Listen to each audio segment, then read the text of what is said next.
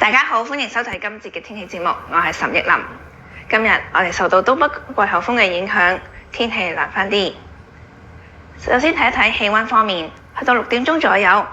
香港大部分地區嘅氣溫介乎20至22度，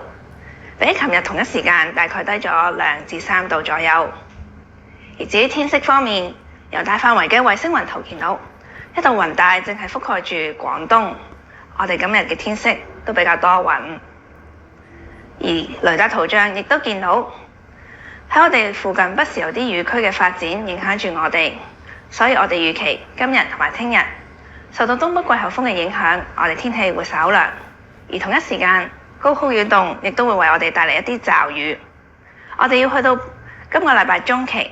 隨住高空擾動嘅遠離，我哋嘅驟雨先會開始減少。所以今日詳細嘅天氣預測會係大致多雲，有幾陣驟雨，天氣稍涼，日間嘅最高氣溫大概去到25度，稍後雨勢會較為頻密，局部地區會有雷暴。風方面係吹和緩至清勁北至東北風。至於展望方面，我哋預期聽日仍然都係較涼，同埋間中會有驟雨，去到之後嘅1-2日，驟雨會開始減少，氣溫會逐步回升，天色亦都會較為明朗。多謝大家收睇今節嘅天氣節目，再見。